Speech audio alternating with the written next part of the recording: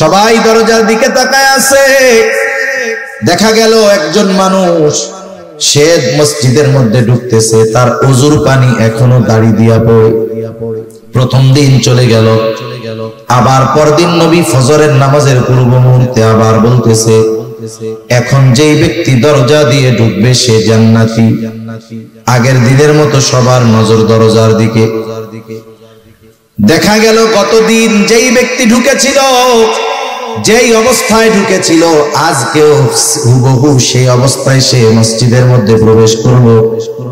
দ্বিতীয় দিন চলে গেল, এইবার তৃতীয় দিন আবার নবীজি ফজরের নামাজের পূর্ব মুহূর্তে বলতেছে, এখন যেই ব্যক্তি দরজা দিয়ে ঢুকবে সে জান্নাতি। সবার নজর আবার দরজার দিকে। কে সেই সৌভাগ্যবান ব্যক্তি যার ব্যাপারে নবীজি আজকে এই ঘোষণা দিলেন?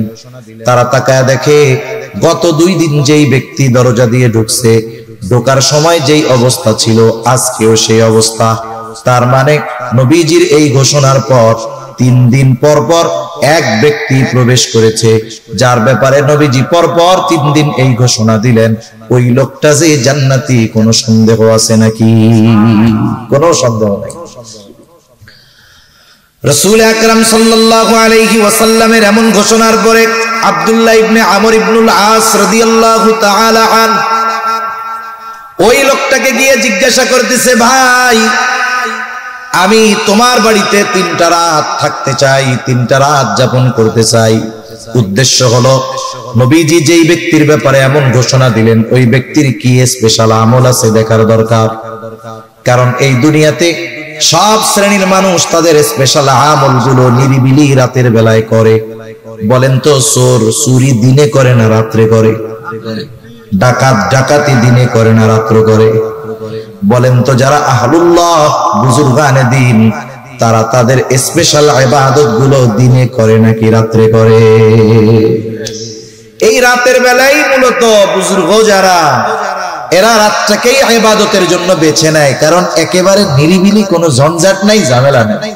আবার যারা ওই ধরনের অকারেন্স করে, অপরাধ করে, ওরাও অপরাধের জন্য রাত্রকে বেছে নেয়, কারণ মানুষজন সব ঘুমে থাকে, রাস্তায় লোকজন থাকে না। তা উনি চিন্তা করতেছে স্পেশাল ইবাদত তো রাতের বেলা করে। এখন উনি রাতের বেলা কি ইবাদত করে এটা জানার জন্য তো ওনার বাড়িতে থাকার দরকার। উনি গিয়া ওই লোকটাকে বলতেছে। আর এক হাদিসের আলোকে বোঝা যায় নবীজি যেই ব্যক্তির ব্যাপারে এই ঘোষণা দিয়েছেন ওই ব্যক্তির নাম হলো সাদ বিন মুআজ রাদিয়াল্লাহু তাআলা আনহু, হযরত সাদ রাদিয়াল্লাহু তাআলা আনহু।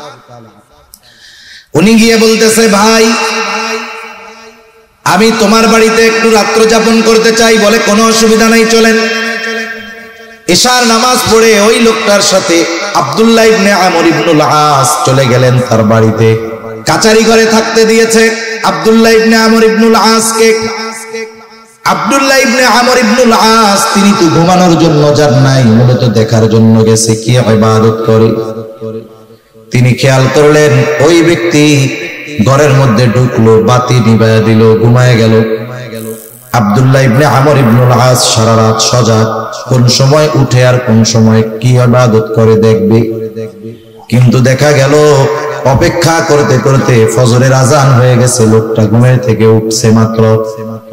আজানের পরে ঘুম থেকে উঠছে, এরপরে জরুরত সারছে, এরপরে সে নামাজের জন্য প্রস্তুত হয়ে গেছে। তার মানে আজ রাত্রে সে কোনো স্পেশাল ইবাদত করে নাই। পরের দিন আবার বলতেছে, ভাই আমি আজকেও একটু সমস্যা, তোমার বাড়িতে থাকতে চাই, থাকতে দিবা নাকি? বলে হ্যাঁ থাকো। এইবার গত দিনের মতো সারা রাত জাগা, দেখে এশার নামাজ পড়ে ঘুমায়, ফজরের আজান দিলে ঘুম থেকে উঠে। 2 দিন পার হয়ে গেল। একটা মানুষ যদি কোনো ধারাবাহিক কোনো কাজ করে, ধারাবাহিক কোনো আমল করে, তাহলে ওই আমলটা পরপর 3 দিন সাধারণত বাদ যাওয়ার কথা না, যেহেতু তার কোনো অসুস্থতা নাই, তার কোনো শগল নাই, ব্যস্ততা নাই, যার কারণে ইবাদতটা বাদ যাইতে পারে। এইবার তৃতীয় দিন আবার বলে, ভাই আজ রাতটাও আমি তোমার বাড়িতে একটু থাকতে চাই। বলে থাকো, কোনো অসুবিধা নাই। ওই রাত্রটাও সারা রাত সে জেগে থাকছে। দেখলো এশার নামাজ পড়ে ঘুমায় গেল, আর ফজরের আজান দিলে ঘুম থেকে উঠলো, এইবার আর নিজের কৌতূহলকে চাপায় রাখতে পারে নাই। আব্দুল্লাহ ইবনে আমর ইবনুল আস ওই লোকটাকে জিজ্ঞাসা করতেছে, বাইরে তোমার বাড়িতে 3 দিন থাকার কারণ আমার বাড়িতে থাকার জায়গা নাই এটা নয়, বরং এই 3 দিন তোমার বাড়িতে রাত্র যাপন করার কারণ হলো আগে পরপর 3 দিন ফজরের নামাজের পূর্ব মুহূর্তে হঠাৎ করে নবীজি ঘোষণা করতেছে, এখন যেই ব্যক্তি দরজা দিয়ে ঢুকবে সে জান্নাতি। আমরা সবাই তাকায় দেখলাম, কে সে? দেখলাম তুমি দরজা দিয়ে ঢুকছো। এই ঘোষণা পরপর 3 দিন নবীজি দিয়েছেন, পরপর 3 দিনই নবীজির ঘোষণার পরে তুমি দরজা দিয়ে ঢুকছো। আমি তোমার বাড়িতে রাত্র যাপন করার উদ্দেশ্য ছিল, আমি দেখতে চেয়েছিলাম তুমি স্পেশাল কি আমল করো, যার কারণে নবীজি তোমার ব্যাপারে এমন ঘোষণা দিলেন। এইবার লোকটা বলতেছে, আলহামদুলিল্লাহ, নবীজি যদি আমার ব্যাপারে এমন ঘোষণা দিয়ে থাকেন এটা তো বড় শুকরিয়ার বিষয়। তবে তুমি যেই আশায় আমার বাড়িতে রাত্র যাপন করছো ওই রকম কোন রাত্রিকালীন ইবাদত আমি করি না, তবে হ্যাঁ একটা জিনিস করি। কি করো? বলে রাত্রে যখন আমি ঘুমাতে যাই আমাকে যারা কষ্ট দিয়েছে আমি তাদের সবাইকে মাফ করে দেই। এই মাহফিল এটাও অন্যতম একটি ইবাদত। রাসূল আকরাম সাল্লাল্লাহু আলাইহি ওয়াসাল্লাম একদিন মসজিদে নববীর মধ্যে ঢুকছেন। মসজিদে নববীর দুই পাশে দুইটা দল ছিল, সাহাবা একরামের দুইটা হালাকা ছিল, মজলিস হইতেছিল।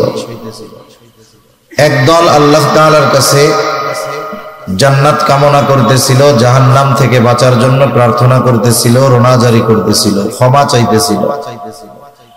আরেক দল কিছু দ্বীনি আলোচনা করতেছিল। রাসূল আকরাম সাল্লাল্লাহু আলাইহি ওয়াসাল্লাম বললেন, এই দুইটা দলই উত্তম, তবে যারা দ্বীনি আলোচনা করতেছে ওদের চাইতে এই গ্রুপটা বেশি উত্তম। কেন? যারা আল্লাহ তাআলার কাছে ক্ষমা চাচ্ছে, আল্লাহ তাআলা চাইলে মাফ করতেও পারে নাও পারে, চাইলে জান্নাত দিতে পারে নাও পারে, কিন্তু যারা এই দ্বীনি মজলিসে বসেছে নিঃসন্দেহে এই আলোচনার দ্বারা তারা দুনিয়া আখিরাতের উপকার লাভ করতে পারবে। সুবহানাল্লাহ। এর দ্বারা আবার এটা উদ্দেশ্য নয় বা বোঝানো নয় যে আল্লাহ তাআলার কাছে মাফ চাওয়ার কি দরকার। মূলত এই মজলিসগুলো দ্বীনি মুযাকারা, দ্বীনি আলোচনা যেই মজলিসগুলোর মধ্যে হয়, এই মজলিসগুলো কত গুরুত্বপূর্ণ নবীজি সাল্লাল্লাহু আলাইহি ওয়াসাল্লাম এটা বোঝাতে চেয়েছেন। যেমন আপনাদের অঞ্চলে যে বাজারগুলো আছে, প্রত্যেকটা বাজারেই মানুষ যখন কর্ম থেকে ফিরে ব্যস্ততা না থাকে বসে আড্ডা দেয় কি দেয় না? আমরা মুমিন, আমাদের আড্ডাগুলো হওয়া দরকার ছিল ওই আড্ডায় মজলিসে আলোচনা হওয়ার দরকার ছিল কোরআন হাদিসের আলোচনা। কিন্তু এই ধরনের মজলিসগুলোর মধ্যে বলেন তো যেই আলোচনাগুলো হয় ওগুলোর মধ্যে না দুনিয়ার উপকার থাকে না পরকালের উপকার থাকে। ওই আলোচনাগুলোর মধ্যে গীবত, শিকায়াতে ভরপুর থাকে, অপরের দোষ ত্রুটি বর্ণনা করা হয়। দেখা যায় ওই মজলিসগুলো আরো জাহান্নামে যাওয়ার কারণ হয়। ঠিক কিনা বলেন? অথচ উচিত ছিল মুমিন কয়েকজন যখনই এক জায়গায় বসবে তারা দ্বীনি বিষয়ে আলোচনা করবে। তা সম্মানিত সুধী, আমি যে কথা বোঝানোর জন্য হাদিসটা আপনাদের খেদমতে বললাম যে আজকে এই বরকতময় রাতে যেহেতু নির্দিষ্ট কোন নামাজ হাদিসের মধ্যে নাই, আমরা একটা ইবাদত করতেছি, দ্বীনি আলোচনা করতেছি, এটা গুরুত্বপূর্ণ একটি বিষয়। সাথে সাথে এই রাত্রে যেহেতু আল্লাহ তাআলা ক্ষমার ঘোষণা দিয়েছেন, সুযোগ দিয়েছেন, আমরা এখান থেকে যখন যাব আল্লাহ তাআলার কাছে রোনাজারি করে ক্ষমা চেয়ে কান্নাকাটি করেই তো যাব। ঠিক কিনা? আরেকটা বিষয় খেয়াল রাখতে হবে, কারো যদি সামর্থ্য থাকে সারা রাত জাগলো অসুবিধা নাই, কিন্তু রাত জাগতে গিয়ে যদি ফজরের নামাজ বাদ হয়ে যায়, কাজা হয়ে যায়, তাহলে তার জন্য রাত্রি জাগাও ঠিক হবে না। আমি যে আয়াতখানা আপনাদের খেদমতে তিলাওয়াত করেছি উক্ত আয়াতের মধ্যে আল্লাহ সুবহানাহু ওয়া তাআলা মুমিন নারী এবং পুরুষদের ইবাদতের প্রতিদান দেওয়ার ঘোষণা দিয়েছেন দুই ধরনের। এক ধরনের পুরস্কার আল্লাহ তাআলা দিবেন দুনিয়ায়, আর এক ধরনের পুরস্কার আল্লাহ তাআলা দিবেন আখিরাতে। ইকো কমান, এই ইকো বাদ দেন একেবারে। আপনারা মনিটরের আওয়াজ দিতে বলছেন, আমি আওয়াজ পাচ্ছি বাইরের মাইকে, মনিটরের আওয়াজ নেই। আল্লাহ তাআলা কোরআনুল কারীমের মধ্যে বলেন, মান আমিলা সালিহান মিন যাকারিন আও উনসা ওয়া হুয়া মুমিন ফালানুহয়িন্নাহু হায়াতান তাইয়্যিবা ওয়া লানাজজিয়ান্নাহুম আজরাহুম বিআহসানি মা কানু ইয়া'মালুন। আল্লাহ রাব্বুল আলামিন বলেন, মান আমিলা সালিহান মিন যাকারিন আও উনসা ওয়া হুয়া মুমিন,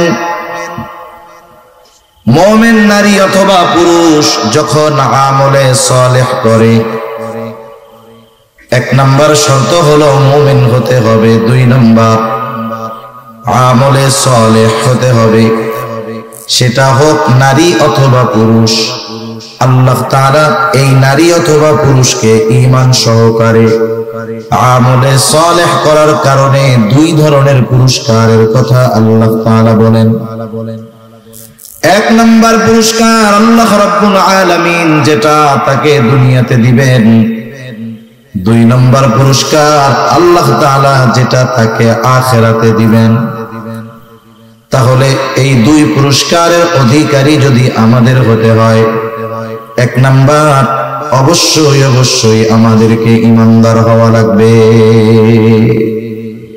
ঈমানদার হতেই হবে আমাদের।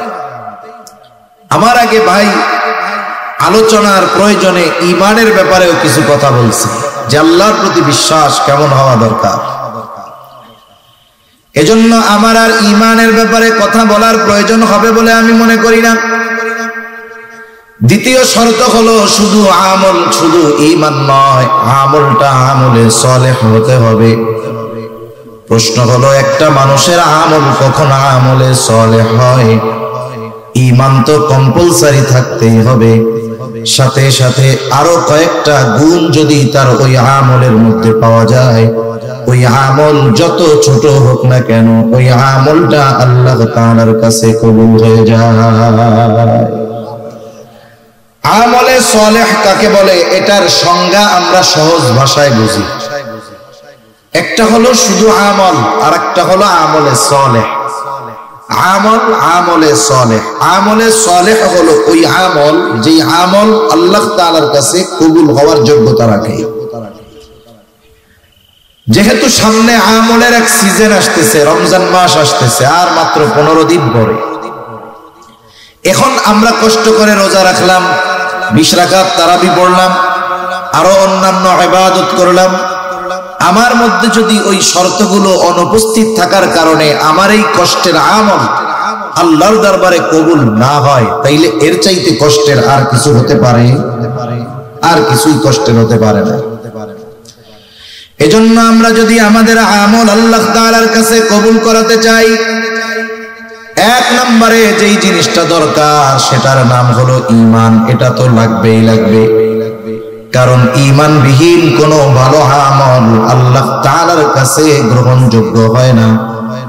এই জন্য একজন ঈমানদারের আমল ভালো কাজ আর একজন বেঈমানের ভালো কাজের মধ্যে তফাৎ হলো এটা।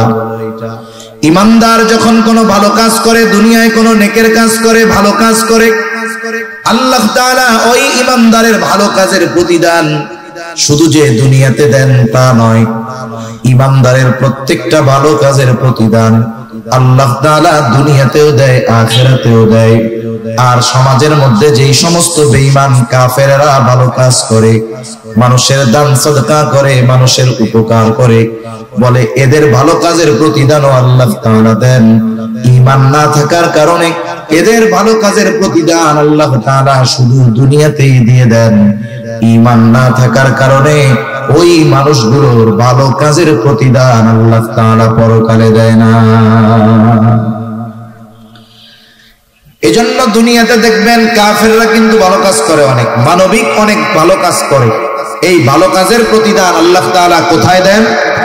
দুনিয়াতে দেন, দুনিয়াতে।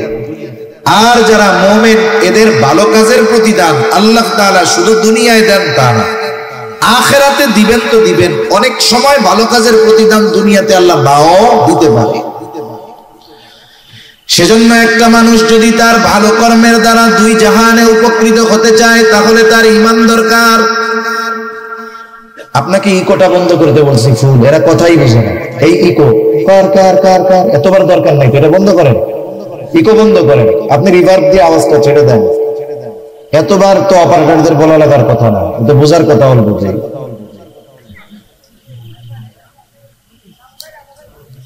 তাহলে একজন ইমানদার ওই সময় সে ভালো কাজের প্রতিদান আখিরাতে পাবে যখন তার ঈমান থাকবে। ঈমানবিহীন কোনো ভালো কাজের প্রতিদান আল্লাহ তাআলা আখিরাতে দিবেন না। এজন্য আমলে সালেহ হওয়ার অন্যতম প্রধান শর্ত হলো ঈমান। এখন আসেন দ্বিতীয় বিষয়, আমার আমলগুলো যদি আল্লাহ তাআলার কাছে গ্রহণযোগ্য করাতে হয়, কবুল করাতে হয়, এর পর কি দরকার? তাহলে 1 নাম্বার দরকার হলো ঈমান, 2 নাম্বার দরকার হলো ইখলাস তথা নিয়তের বিশুদ্ধতা। আমি আপনি যেই আমল করি না কেন, সেটা ছোট হোক আর বড় হোক, আল্লাহ তাআলার কাছে ওই আমলটা কবুল হওয়ার অন্যতম শর্ত হলো আমলটা হতে হবে একমাত্র আল্লাহ তাআলার সন্তুষ্টির জন্য। দুনিয়াতে কোনো মানুষ যদি কোনো আমল মানুষকে দেখানোর জন্য করে, ওই আমল কবুল তো হবেই না, বরং ওই আমল আখিরাতে তার জাহান্নামে যাওয়ার কারণ হয়ে যাবে। ভালো কাজ আল্লাহকে দেখাইলে লাভ, ভালো কাজ মানুষকে দেখাইলে ওই ভালো কাজের দামও নাই, আর ওই ভালো কাজ তার জাহান্নামে যাওয়ার কারণ হবে।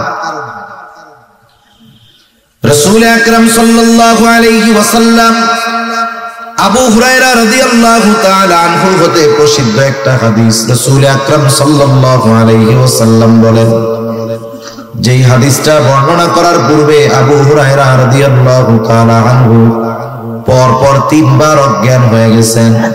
চতুর্থবার তিনি হাদিসটা বর্ণনা করতেছেন।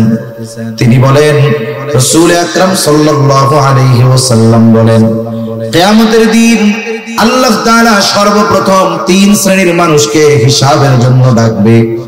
1 নাম্বার, আল্লাহ তাআলা একজন শহীদকে ডাকবে। শহীদ রক্তাক্ত অবস্থায় সে আল্লাহর সামনে উপস্থিত হয়ে যাবে। আল্লাহ তাআলা তাকে জিজ্ঞাসা করবে, তোমার এই অবস্থা কেন? লোকটা বলবে, আল্লাহ, আপনার দ্বীন আপনার জমিনে প্রতিষ্ঠা করার জন্য কাফেরদের বিরুদ্ধে জেহাদ করতে আমি আমার জীবনটা দিয়ে দিয়েছি। আল্লাহ তাআলা বলবেন, জীবন দিয়েছো, যুদ্ধ করেছো বুঝলাম, কিন্তু তোমার এই যুদ্ধের মূল উদ্দেশ্য কি ছিল? লোকটা তখন বলবে, আল্লাহ, আমি যুদ্ধ করেছি আপনার সন্তুষ্টির জন্য। বলেন তো, আল্লাহ তাআলা আমার আপনার অন্তরের খবর জানে কি জানে না? আল্লাহ তাআলা আমার আপনার খবর কতটা জানে? কোরআনুল কারীমের মধ্যে আল্লাহ তাআলা বলেন, ওয়ালাকাদ খালাকনাল ইনসানা ওয়া না'লামু মা তুওয়াসওয়িসু বিহি নাফসুহু ওয়া নাহনু আকরাবু ইলাইহি মিন হাবলিল ওয়ারিদ। আল্লাহ তাআলা বলেন, আমি মানুষ সৃষ্টি করেছি, শুধু তাই না, ওয়া না'লামু মা তুওয়াসওয়িসু বিহি নাফসুহু, আমি জানি কোন জিনিস তার অন্তরের মধ্যে ওয়াসওয়াসা দেয়। দুনিয়ায় অনেক প্রযুক্তি এখন আধুনিক। একটা মানুষ যদি অসুস্থ হওয়ার আগে সে যদি নিজের দেহকে চেক করায়, এমআরআই করায়, সিটি স্ক্যান করায়, তাকে যখন মেশিনের মধ্যে ভরে দেওয়া হবে, লেজার দিয়ে তাকে যখন পর্যবেক্ষণ করা হবে, একটা মানুষ এখনো অসুস্থ হয় নাই, কিন্তু এই টেস্ট করানোর পরে রিপোর্ট বের হয়ে যাবে তার শরীরের এই অর্গানগুলো দুর্বল আছে, অসুস্থ হতে পারে। তার মানে একটা মানুষ অসুস্থ হওয়ার আগে মোটামুটি তার অবস্থা, দেহের অবস্থা সে মেশিনের মাধ্যমে জানতে পারে। কিন্তু বলেন তো, দুনিয়ায় এমন কোন মেশিন বের হয়েছে নাকি যেই মেশিনের মধ্যে ঢুকায়া দিলে অন্তরের মধ্যে কি আছে সেই খবরটা জানা যাবে? আছে?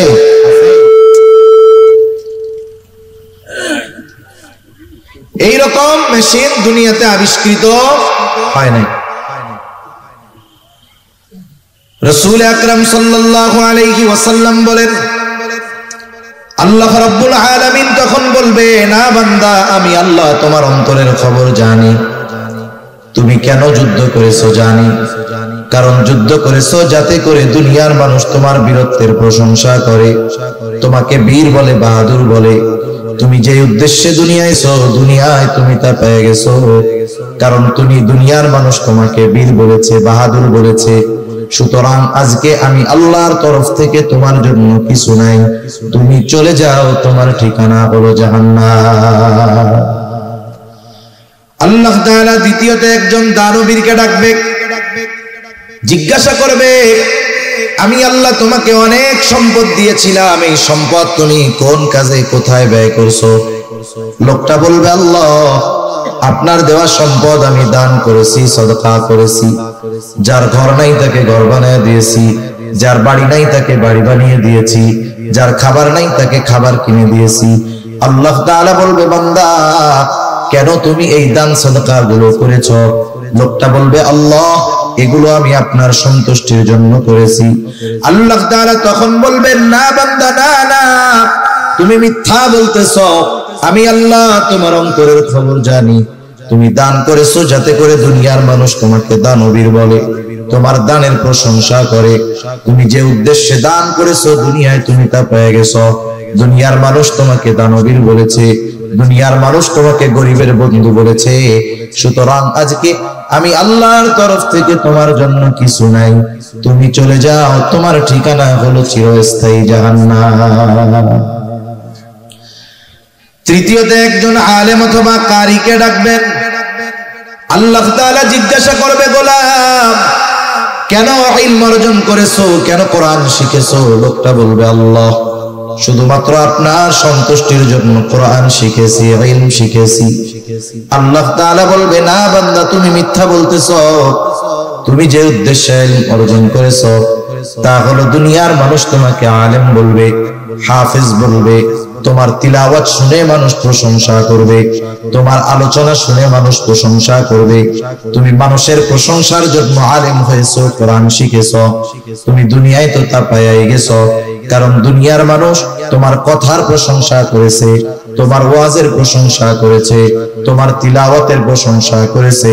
সুতরাং আজকে আমি আল্লাহর তরফ থেকে তোমার জন্য কিছু নাই, তুমি চলে যাও, তোমার ঠিকানা হলো চিরস্থায়ী জাহান্নাম। একটু খেয়াল দিয়ে বুঝেন, একটা মানুষ তার জীবনটা দিয়ে দিয়েছে, আরেকজন মানুষ জীবনের অর্জিত সম্পদগুলো দান করেছে, আরেকজন মানুষ দুনিয়ার কথা চিন্তা না করে ইলম অর্জন করেছে। এত কষ্টার্জিত বিষয়গুলো কোনো মূল্য পায় নাই। কেন?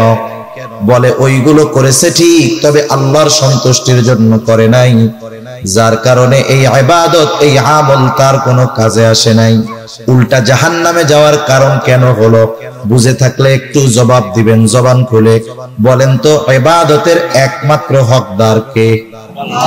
আরো জোরে বলেন কে? আল্লাহ হলেন ইবাদতের একমাত্র হকদার। কেউ যদি আল্লাহ তাআলার হক নষ্ট করে, অর্থাৎ ইবাদত করার দরকার ছিল আল্লাহর সন্তুষ্টির জন্য, কিন্তু করলো মানুষের সন্তুষ্টির জন্য, এটার দ্বারা হয় হলো শিরক। এক নাম্বার, ওই ইবাদত আল্লাহর জন্য হয় নাই, হয়েছে শিরক। দ্বিতীয়ত, ইবাদতের হকদার ছিল আল্লাহ, ইবাদত আল্লাহর জন্য হয় নাই, বিদায় আল্লাহর হক নষ্ট হয়েছে। শিরক যুক্ত ইবাদত আল্লাহ তাআলার কাছে কোনো দাম নাই, এই জন্য ওইটা বাদ। দুই নাম্বার, ইবাদতের হকদার ছিল আল্লাহ, যেহেতু অন্যর জন্য করার কারণে আল্লাহর হক নষ্ট করা হয়েছে, এই জন্য এই ইবাদত কাজে আসবে না, বরং তার জাহান্নামে যাওয়ার কারণ হয়ে যাবে। সেজন্য আমরা যেই ইবাদত করি না কেন, আমরা ওই ইবাদত গুলো আল্লাহ তাআলার সন্তুষ্টির জন্য করব। সেটা যত ছোট ইবাদত হোক, যত বড় ইবাদত হোক, আল্লাহর জন্য যদি না হয় ওই ইবাদতের কোনো দাম আছে? যত ছোট ইবাদত হোক, আল্লাহর জন্য যদি হয়, দাম আছে না নাই? এটার নাম হলো ইখলাস, যে আমার সব ইবাদত একমাত্র আল্লাহ তাআলার জন্য হবে। যখন কোন ছোট ইবাদতের মধ্যেও এই উদ্দেশ্য থাকে, ওই ইবাদতটা তখন সুন্দর বলে বিবেচিত হয়। আল্লাহ তাআলা বেশি ইবাদত বেশি আমল আমাদের কাছে চায় না। আল্লাহ তাআলা সুন্দর ইবাদত চায়, সুন্দর আমল চায়। সুন্দর কাকে বলে? আমরা আমাদের সংজ্ঞায় সুন্দর সেটাকে বলি যেটা দেখার পরে চক্ষু তৃপ্ত হয়, অন্তরের মধ্যে প্রশান্তি আসে। এখন বলেন তো, আপনাদের সামনে যদি একজন আফ্রিকার কালো মানুষকে এনে দেওয়া হয়, আমাদের সংজ্ঞায় বলেন তো ওই লোকটা ভালো না কালো? ভালো লাগবে আমাদের? চোখ তৃপ্ত পাবে? তৃপ্তি পাবে? চোখ তৃপ্তি পাবে না, চোখের ভালো লাগবে না। তাহলে আমাদের সংজ্ঞায় কালো যে সে সুন্দর না। কিন্তু আল্লাহ তাআলার সংজ্ঞা, সৌন্দর্যের সংজ্ঞা এটা ভিন্ন সংজ্ঞা। আল্লাহ রাব্বুল আলামিন কোরআনুল কারীমের সূরাতুল মুলকের মধ্যে বলেন, আল্লাযী খালাকাল মাউতা ওয়াল হায়াতা লিয়াবলুয়াকুম আইয়ুকুম আহসানু আমালা। আল্লাহ তাআলা বলেন, তিনি আল্লাহ যিনি জীবন এবং মৃত্যুকে সৃষ্টি করেছেন। এবং কেন করেছেন? বলে লিয়াবলুয়াকুম, তোমাদের পরীক্ষা করার জন্য। কিসের পরীক্ষা? আল্লাহ তাআলা বলেন আইয়ুকুম আহসানু আমালা, পরীক্ষা হলো তোমাদের মধ্যে কার আমল কত সুন্দর। তাহলে আল্লাহ তাআলা বেশি ইবাদত চান না সুন্দর ইবাদত চান? জোরে বলেন, কি ইবাদত? সুন্দর ইবাদত আল্লাহ তাআলা চায়। এখন আল্লাহ তাআলার কাছে সুন্দর কোনটা? বলে যার নিয়ত সুন্দর, যার ইখলাস ঠিক আছে, ওই ইবাদত আল্লাহর কাছে সুন্দর। সুবহানাল্লাহ বলেন। যদি আমাদের সংজ্ঞায় সৌন্দর্যের সংজ্ঞা যেটা, এটা যদি আল্লাহর কাছে হইতো, তাইলে আফ্রিকার কালো মানুষগুলোর আর কোনো দাম থাকতো না, আফ্রিকার কালো মানুষের কোনো মূল্যায়ন থাকতো না। এজন্য আমরা আমাদের ইবাদত গুলোকে আল্লাহর কাছে সুন্দর করে তোলার জন্য যেই ইবাদতটাই করি একমাত্র কার জন্য করব? আল্লাহর জন্য। জান্নাতে যাইতে হলে বেশি ইবাদত লাগে না, তবে সুন্দর ইবাদত লাগে। এক সাহাবীর ঘটনা শুনুন। রাসূল আকরাম সাল্লাল্লাহু আলাইহি ওয়াসাল্লাম একদিন মসজিদে নববীর মধ্যে আছেন, ফজরের নামাজের পূর্ব মুহূর্তে সাহাবায়ে কেরাম অপেক্ষা করতেছে নামাজের। হঠাৎ করে নবীজি বলতেছেন, এখন যেই ব্যক্তি দরজা দিয়ে ঢুকবে সে জান্নাতি। এই ঘোষণা যখন নবীজি দিয়েছেন, ঘোষণা দেওয়ার সাথে সাথে সবার নজর চলে গেছে দরজার দিকে। কে সেই সৌভাগ্যবান ব্যক্তি যার ব্যাপারে নবীজি এমন ঘোষণা দিলেন? সবাই দরজার দিকে তাকায় আছে। দেখা গেল একজন মানুষ, সে মসজিদের মধ্যে ঢুকতেছে, তার ওযুর পানি এখনো দাড়ি দিয়া পড়ে। প্রথম দিন চলে গেল। আবার পরদিন নবী ফজরের নামাজের পূর্ব মুহূর্তে আবার বলতেছে, এখন যেই ব্যক্তি দরজা দিয়ে ঢুকবে সে জান্নাতি। আগের দিনের মতো সবার নজর দরজার দিকে। দেখা গেল গতদিন যেই ব্যক্তি ঢুকেছিল, যেই অবস্থায় ঢুকেছিল, আজকেও হুবহু সেই অবস্থায় সে মসজিদের মধ্যে প্রবেশ করলো। দ্বিতীয় দিন চলে গেল। এইবার তৃতীয় দিন আবার নবীজি ফজরের নামাজের পূর্ব মুহূর্তে বলতেছে, এখন যেই ব্যক্তি দরজা দিয়ে ঢুকবে সে জান্নাতি। সবার নজর আবার দরজার দিকে। কে সেই সৌভাগ্যবান ব্যক্তি যার ব্যাপারে নবীজি আজকে এই ঘোষণা দিলেন? তারা তাকায় দেখে, গত 2 দিন যেই ব্যক্তি দরজা দিয়ে ঢুকছে, ঢোকার সময় যেই অবস্থা ছিল আজকেও সেই অবস্থা। তার মানে নবীজির এই ঘোষণার পর 3 দিন পর পর এক ব্যক্তি প্রবেশ করেছে, যার ব্যাপারে নবীজি পর পর 3 দিন এই ঘোষণা দিলেন। ওই লোকটা যে জান্নাতি, কোনো সন্দেহ আছে নাকি? কোনো সন্দেহ নাই। রাসূল আকরাম সাল্লাল্লাহু আলাইহি ওয়াসাল্লামের এমন ঘোষণার পরে আব্দুল্লাহ ইবনে আমর ইবনুল আস রাদিয়াল্লাহু তাআলা আন ওই লোকটাকে গিয়ে জিজ্ঞাসা করতেছে, ভাই আমি তোমার বাড়িতে 3টা রাত থাকতে চাই, 3টা রাত যাপন করতে চাই। উদ্দেশ্য হলো নবীজি যেই ব্যক্তির ব্যাপারে এমন ঘোষণা দিলেন ওই ব্যক্তির কি স্পেশাল আমল আছে দেখার দরকার। কারণ এই দুনিয়াতে সব শ্রেণীর মানুষ তাদের স্পেশাল আমলগুলো নিরিবিলি রাতের বেলায় করে। বলেন তো, চোর চুরি দিনে করে না রাত্রে করে? ডাকাত ডাকাতি দিনে করে না রাত্র করে? বলেন তো, যারা আহলুল্লাহ বুজুর্গানে দিন তারা তাদের স্পেশাল ইবাদত গুলো দিনে করে নাকি রাত্রে করে? এই রাতের বেলায় মূলত বুজুর্গ যারা, এরা রাতটাকেই ইবাদতের জন্য বেছে নেয়, কারণ একেবারে নিরিবিলি কোনো ঝঞ্ঝাট নাই, ঝামেলা নেই। আবার যারা ওই ধরনের অকারেন্স করে, অপরাধ করে, ওরাও অপরাধের জন্য রাত্রকে বেছে নেয়, কারণ মানুষজন সব ঘুমে থাকে, রাস্তায় লোকজন থাকে না। তা উনি চিন্তা করতেছে স্পেশাল ইবাদত তো রাতের বেলা করে, এখন উনি রাতের বেলা কি ইবাদত করে এটা জানার জন্য তো ওনার বাড়িতে থাকার দরকার। উনি গিয়া ওই লোকটাকে বলতেছে, আর এক হাদিসের আলোকে বোঝা যায় নবীজি যেই ব্যক্তির ব্যাপারে এই ঘোষণা দিয়েছেন ওই ব্যক্তির নাম হলো সাদ বিন মুআজ রাদিয়াল্লাহু তাআলা, হযরত সাদ রাদিয়াল্লাহু তাআলা। উনি গিয়ে বলতেছে, ভাই আমি তোমার বাড়িতে একটু রাত্র যাপন করতে চাই। বলে কোনো অসুবিধা নাই, চলেন। এশার নামাজ পড়ে ওই লোকটার সাথে আব্দুল্লাহ ইবনে আমর ইবনুল আস চলে গেলেন তার বাড়িতে। আগের আমলে আমাদের গ্রাম অঞ্চলে ছিল বাহিরের কোন মেহমান যদি আসতো বাড়ির ভিতরে নেওয়া লাগতো না। আমাদের এলাকায় বলে কাছারি ঘর। আপনাদের কি বলে? কাছারি বলে না? আগে কাছারি ছিল। কাছারি এমন ভাবে থাকতো, ঘরের মানুষের মহিলাদের পর্দা এমনি হয়ে যেত, কাছারির মুখটা থাকতো বাহির দিকে, মেহমান ঢুকতো ওইখানে পানি বাথরুম করার ব্যবস্থা বাইরে থাকতো। তার মানে একজন মেহমান আসলে ভেতরের মহিলাদের পর্দার ব্যাপারে কোনো সমস্যা হইতো না। দেখেন আগের মানুষেরা, আমাদের মা দাদিরা নানিরা, এনারা কিন্তু এত বোরকা পরে ঘুরে নাই, কিন্তু এমনও দেখা গেছে ওই দাদি নানিদেরকে ওই বাড়ির মানুষ সারা জিন্দেগিতে অন্য পরপুরুষ এক নজরে দেখতে পারে নাই। ঠিক কিনা বলেন? আসলে বিষয় হলো বোরকাটা পর্দার জন্য জরুরি তা না, পর্দার জন্য মূলত নিজেকে প্রস্তুত করার দরকার। এখনের বোরকাগুলো পরার পরে তো আরো পর্দার চাইতে বেপর্দা হয়। ঠিক কিনা বলেন? বোরকা পরে কেন? বলে পর্দা করার জন্য। পর্দা করার জন্য যদি পরে, এখনকার যে ভাব বোরকা, আসলে ওইটা তো পর্দার জন্য হয় না, বরং মানুষকে আরো তার পোশাকের প্রতি আকৃষ্ট করার জন্য পরা হয়।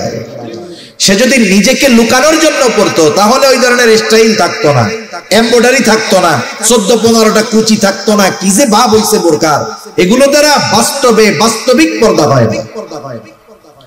অথচ আগের মহিলারা এখনো অনেক আছে আমাদের গ্রাম অঞ্চলগুলোতে। পুরুষ মানুষ দেখছে, বৃদ্ধ মানুষ, কেউ তার দিকে তাকাবে না। সে দেখা যাচ্ছে রাস্তার থেকে নেমে কাপড়টাকে এমন ভাবে ঢাকনা দিছে যে তার দেহের আবহাওয়া আকৃতি বোঝার কোনো সিস্টেম নেই। কাচারি ঘরে থাকতে দিয়েছে আব্দুল্লাহ ইবনে আমর ইবনুল আসকে। আব্দুল্লাহ ইবনে আমর ইবনুল আস তিনি তো ঘুমানোর জন্য যান নাই, মূলত দেখার জন্য গেছে কি ইবাদত করে। তিনি খেয়াল করলেন ওই ব্যক্তি ঘরের মধ্যে ঢুকলো, বাতি নিভায়া দিল, ঘুমায় গেল। আব্দুল্লাহ ইবনে আমর ইবনুল আস সারা রাত সজাগ, কোন সময় উঠে আর কোন সময় কি ইবাদত করে দেখবে। কিন্তু দেখা গেল অপেক্ষা করতে করতে ফজরের আজান হয়ে গেছে, লোকটা ঘুমের থেকে উঠছে মাত্র। আজানের পরে ঘুম থেকে উঠছে, এরপরে জরুরত সারছে, এরপরে সে নামাজের জন্য প্রস্তুত হয়ে গেছে। তার মানে আজ রাত্রে সে কোনো স্পেশাল ইবাদত করে নাই। পরের দিন আবার বলতেছে, ভাই আমি আজকেও একটু সমস্যা, তোমার বাড়িতে থাকতে চাই, থাকতে দিবা নাকি? বলে হ্যাঁ থাকো। এইবার গত দিনের মতো সারা রাত জাগা, দেখে এশার নামাজ পড়ে ঘুমায়, ফজরের আজান দিলে ঘুম থেকে উঠে। 2 দিন পার হয়ে গেল। একটা মানুষ যদি কোনো ধারাবাহিক কোনো কাজ করে, ধারাবাহিক কোনো আমল করে, তাহলে ওই আমলটা পরপর 3 দিন সাধারণত বাদ যাওয়ার কথা না, যেহেতু তার কোনো অসুস্থতা নাই, তার কোনো শগল নাই, ব্যস্ততা নাই, যার কারণে ইবাদতটা বাদ যাইতে পারে। এইবার 3য় দিন আবার বলে, ভাই আজ রাতটা আমি তোমার বাড়িতে একটু থাকতে চাই। বলে থাকো, কোনো অসুবিধা নাই। ওই রাত্রটাও সারা রাত সে জেগে থাকছে। দেখলো এশার নামাজ পড়ে ঘুমায় গেল। আর ফজরের আজান দিলে ঘুম থেকে উঠলো। এইবার আর নিজের কৌতূহলকে চাপায় রাখতে পারে নাই। আব্দুল্লাহ ইবনে আমর ইবনুল আস ওই লোকটাকে জিজ্ঞাসা করতেছে, বাইরে তোমার বাড়িতে 3 দিন থাকার কারণ আমার বাড়িতে থাকার জায়গা নাই এটা নয়, বরং এই 3 দিন তোমার বাড়িতে রাত্র যাপন করার কারণ হলো আগে পরপর 3 দিন ফজরের নামাজের পূর্ব মুহূর্তে হঠাৎ করে নবীজি ঘোষণা করতেছে, এখন যেই ব্যক্তি দরজা দিয়ে ঢুকবে সে জান্নাতি।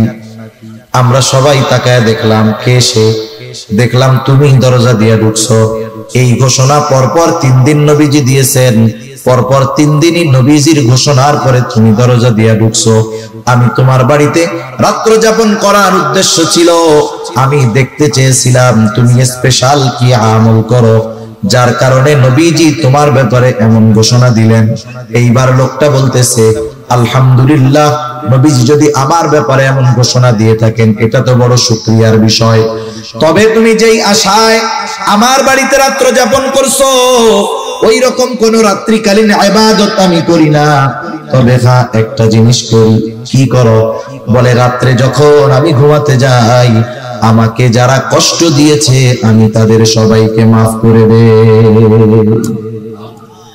5 ওয়াক্ত নামাজ পড়ি, হারাম হালাল বেঁচে চলি, যেটা সাধারণ কাজ, এর চাইতে বেশি কিছু করি না। এখন আব্দুল্লাহ ইবনে আমর ইবনুল আস বলতেছে, তুমি যে রাতের বেলায় শোয়ার সময় সকলকে মাফ করে দাও, অন্যান্য গুলো তো আমরা সব সময় করি, কিন্তু তুমি যে এই কাজটা প্রতিদিন করো, এই কারণেই আল্লাহ তাআলা তোমার ব্যাপারে জান্নাতের খুশখবরই নবীজির মাধ্যমে জানায়া দিয়েছেন। সুবহানাল্লাহ। কবুল করাতে হয় 1 নাম্বার দরকার ঈমান। জোরে বলেন, কি দরকার? 2 নাম্বার দরকার হলো ইখলাস। কি? জোরে বলেন, ইখলাস তথা নিয়তের বিশুদ্ধতা। বাইরে আওয়াজ ছাড়তে পারো না? তুমি কি বুঝতেছো কথা? আওয়াজ ছাড়ো। মুখ মিশায় কতক্ষণ বলা যায়? আমি কি বলতে চাইছি তুমি বুঝতে পারছো? তুমি বুঝছো? এটা রিভার্ব দিয়ে আওয়াজটা সুন্দরভাবে ছাড়বো। আওয়াজটা যেন আমার দূরের থেকে সুন্দর মতো টানে। তোমার তো এইটার কোনো আওয়াজ হয় না, তুমি খালি ওই বাইরের ওইটা বাড়াও আর কমাও। নাকি পারো না? না পারলে বলবো যে পারি না, তাহলে আর দরকার নেই, যা আছে তাই থাক। তাহলে 1 নাম্বার দরকার হলো ঈমান, 2 নাম্বার দরকার হলো ইখলাস তথা নিয়তের বিশুদ্ধতা, 3 নাম্বার দরকার হলো সুন্নাত। সুন্নাত কারণ দুনিয়ায় কোনো ইবাদত নাই যে ইবাদতের সুন্নাত পদ্ধতি নাই। ইবাদত নিজস্ব মন গড়া পদ্ধতিতে করলে হয় না, ইবাদত করতে হয় মুহাম্মদুর রাসূলুল্লাহ সাল্লাল্লাহু আলাইহি ওয়াসাল্লামের পদ্ধতিতে।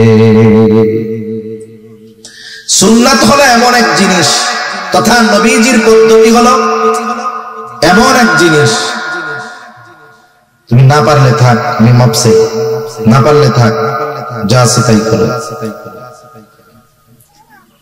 একটা হলো গাড়ি ভালো,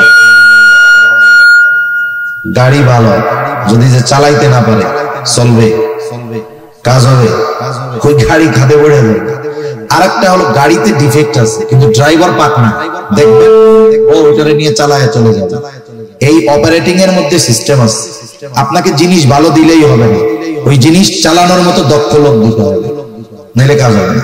জিনিস ভালো আছে কিন্তু আমি বুঝতে পারছি পাইলট শেষ, বাদ যে হয় নাই, এটা কি 10 সিট দেওয়ার দরকার আছে নাকি? একটা দেখলে ওটাই তো বোঝা যায় যে ভাত হইছে কি হয় নাই। সেজন্য তোমার আর নড়াচড়ার দরকার নাই, আমি কষ্ট করে কইতেছি, অসুবিধা নাই। দুনিয়াতে এমন কোন ইবাদত নাই যেটার সুন্নাত পদ্ধতি নাই তথা নবীজির দেখানো পদ্ধতি নাই, এমন কোন ইবাদত দুনিয়াতে নাই। বরং দুনিয়ার কাজগুলো যদি কেউ নবীজির পদ্ধতিতে করে ওই দুনিয়াবি কাজগুলোও ইবাদত হয়ে যায়। যেমন প্রতিদিন মানুষের কিছু করণীয় কাজ আছে, দৈনন্দিন কিছু জরুরত আছে, যেমন বাথরুম করা, বাথরুমে যাওয়া, এটা দৈনন্দিন একটা কাজ। একজন ফজরের আজান শুনে ঘুম থেকে উঠে গেল, ফজরের আজান শুনে ঘুম থেকে উঠছে, নামাজে যাবে, জরুরতে চাপ দিয়েছে, সে চিন্তা করতেছে নামাজে যদি দাঁড়াই ফজরের নামাজের কেরাতটা একটু লম্বা, যদি ওই সময় নামাজের মধ্যে জরুরতে চাপ দেয় ইবাদতের একাগ্রতা নষ্ট হয়ে যাবে। এই চিন্তা করে সে চিন্তা করলো তাহলে জরুরতটা পূরণ করে এরপরে মসজিদের দিকে যাই। এই নিয়তে সে বাথরুমের দিকে রওনা হলো। বাথরুমে যাওয়ার পদ্ধতি, সুন্নাত পদ্ধতি হলো 1 নম্বরে মাথা ঢেকে যাওয়া। সেটা আপনি টুপি দিয়ে ঢাকেন আর রুমাল দিয়ে ঢাকেন, গামছা দিয়ে ঢাকেন, অসুবিধা নাই। নবীজির সুন্নাত হলো মাথা ঢেকে বাথরুমে যাওয়া। আর বিজ্ঞানও বলে মাথা ঢেকে বাথরুমে যাওয়া উচিত। কেন? বলে বাথরুমের মধ্যে অগণিত ব্যাকটেরিয়া আছে, বাথরুমের মধ্যে অগণিত জীবাণু আছে। এই মাথার চুল এটা হলো অত্যন্ত সংবেদনশীল। দেখবেন মাথার মধ্যে খুশকি হয়, কিন্তু যার দাড়ি আছে এরা জিজ্ঞাসা করেন তো দাড়ির মধ্যে কখনো খুশকি হয় নাকি? চুলের চাইতে দাড়ি বড়, কিন্তু এই জায়গায় কেন হয়? বলে মাথার স্কিন, মাথার স্কিন যে চামড়া, এইটা বেশি সংবেদনশীল। এজন্য এই চুলও ময়লা টানে বেশি, মাথার চামড়াও ময়লা টানে বেশি। এজন্য যদি মাথা ঢাকা না থাকে, বাথরুমের এই জীবাণু ব্যাকটেরিয়া গিয়ে তার মাথার মধ্যে সমস্যা হতে পারে, চামড়ায় সমস্যা হতে পারে। বিজ্ঞান বলে। আর নবীজি 1000 বছর আগে বলে দিয়েছেন বাথরুমে যাওয়ার সময় মাথা ঢেকে যাইবা। সেজন্য বাথরুমে যাওয়ার সময় মাথা ঢেকে যাওয়া সুন্নাত। কথায় কথা আসে তাই একটা জিনিস বলে দেই, আমরা তো এখন সভ্যকে আধুনিককে, যার ঘরের মধ্যে বাথরুম বেশি সে তো আধুনিক, ঠিক না? আপনি বাড়ি বানাইছেন, আগে বাথরুম থাকতো অনেক দূরে, এখন আপনি বাড়ি বানাইছেন, বাথরুম যদি ঘরের মধ্যে না দিয়া বাইরে দেন মানুষ আপনাকে আধুনিক বলবে না, কিন্তু যদি ঘরের মধ্যে বাথরুম দেন দেখবেন এটাকে আরো আধুনিক বেশি হবে, ঠিক কিনা বলেন? আধুনিকতা কি হয়েছে? বাইরের বাথরুম ঘরে ঢুকছে, বাইরের পায়খানা কই ঢুকছে? ঘরের মধ্যে ঢুকছে। এই হলো আধুনিকতার নাম। এই বাথরুম ঘরে হওয়ার কারণে আমরা অনেক সময় মেসওয়াক, আমাদের ব্রাশ, এগুলো বাথরুমের মধ্যে রাখি, একটা র্যাকের মধ্যে রেখে দেয়। এখন বাথরুমের মধ্যে যখন থাকে ব্যাকটেরিয়া, জীবাণু থাকে, আপনি ঘুম থেকে উঠে পেস্ট লাগায় ব্রাশ করতেছেন, ওই জীবাণু ওর দ্বারা আপনার পেটে সমস্যা হতে পারে। এজন্য বিশেষ করে মেসওয়াক, ব্রাশ এগুলো বাথরুমের বাইরে রাখবো তো ইনশাআল্লাহ। এবার আপনি বাথরুমে ঢুকবেন, ঢোকার আগে দোয়া পড়তে হবে। অনেকে জানে না, ঢুকে এরপরে দোয়া পড়ে। ঢোকার আগে দোয়া পড়বেন, এরপরে পাম্পা দিয়ে ঢুকবেন, বাথরুমের মধ্যে বসলেন, জরুরত ছাড়লেন, টিস্যু ইউজ করলেন, পানি দিয়ে পরিষ্কার পরিচ্ছন্ন হইলেন। এরপরে ওযু যদি ভেতরে করার ব্যবস্থা থাকে ওযু করলেন, যদি বাহির খাওয়ার দরকার হয় ডান পা দিয়ে বাহির হলেন, বাহির খাওয়ার পরে দোয়া পড়লেন। আমি শুধু উল্লেখযোগ্য সুন্নাত গুলা বললাম। একটা মানুষ যদি সুন্নাত তরিকায় বাথরুম করে তাহলে ওই বাথরুম করার মধ্যে তার কমপক্ষে 10টা সুন্নতের আমল রয়ে যায়। অথচ এই কাজগুলো আমরা দৈনন্দিন করি।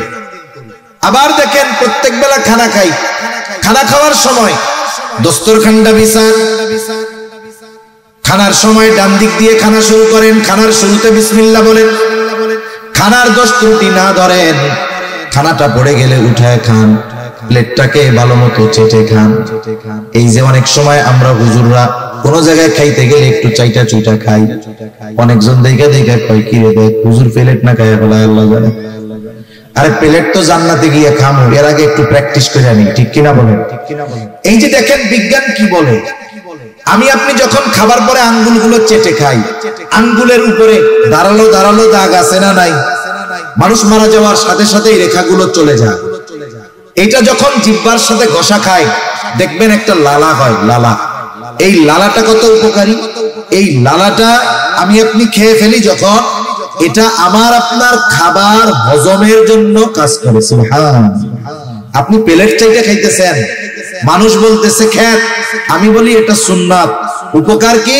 1 নাম্বার নবীর সুন্নাত অনুযায়ী খানা খাওয়ার কারণে সওয়াব হইল। 2 নাম্বার হাত যখন চেটে পুটে খেলাম, এই যে লালা হলো ঘষা লাগার কারণে, এই লালা আমার হজমের জন্য কাজ করে। সুবহানাল্লাহ। ইসলামের প্রত্যেকটা বিষয় মেনে চললে আখিরাতের উপকার তো আছে, দুনিয়ার গুলোও আছে। তবে আমরা দুনিয়াবি কল্যাণের জন্য ইবাদত করব না, ইবাদত করব আল্লাহর জন্য, আর দুনিয়াবি কল্যাণ অটোমেটিক্যালি আল্লাহ দান করবে। সুবহানাল্লাহ। তাহলে দুনিয়ার কাজগুলো যদি নবীর তরিকায় করা হয়, সুন্নাত তরিকায় করা হয়, ওগুলো ইবাদত হয়ে যায়।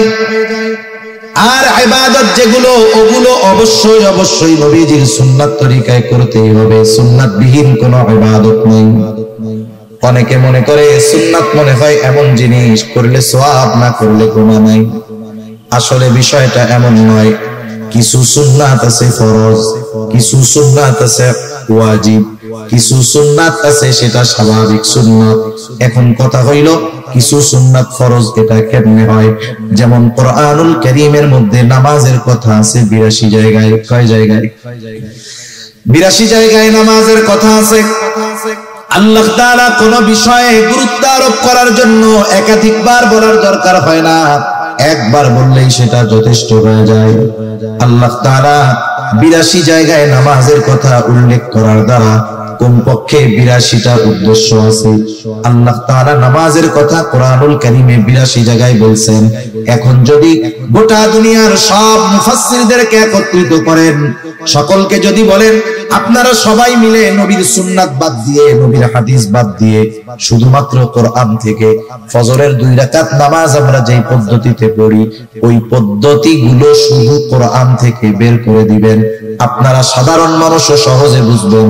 বলেন তো, নবীর সুন্নাত হাদিস বাদ দিয়ে শুধু কোরআন থেকে 2 রাকাত নামাজ পড়ার পদ্ধতি কিয়ামত পর্যন্ত কেউ বের করতে পারবে নাকি? কেউ কিয়ামত পর্যন্ত পারবে না, অসম্ভব এটা। তাহলে নামাজের আদেশ করেছেন আল্লাহ, আর নামাজ কিভাবে পড়তে হবে শিখিয়ে দিয়েছেন মুহাম্মাদুর রাসূলুল্লাহ সাল্লাল্লাহু আলাইহি ওয়াসাল্লাম। নবীজি বলেন, সাল্লু কামা রাআইতুমুনি উসাল্লি। নামাজ কিভাবে পড়তে হবে আমাকে দেখে দেখে তোমরা শিখো, আমাকে দেখে দেখে নামাজ পড়া শিখো। কিভাবে নামাজ পড়তে হবে, তার মানে নামাজের আদেশ করেছেন আল্লাহ, আর নামাজের পদ্ধতি শিখিয়ে দিয়েছেন মুহাম্মাদুর রাসূলুল্লাহ। অনেক উদাহরণ না, একটা দুইটা উদাহরণ দেই। আজকে আমি আমার জীবনে কক্সবাজার সবচাইতে ফালতু মাইক পাইলাম। এনারে যেমনে বলতেছি পারতেছে না। আমার আগে ভাই কথা বলছে কেমনে, আমি স্টার্ট করার পরে সাউন্ডটা নষ্ট হয়ে গেল। আমারই বদনসিব মনে হয়।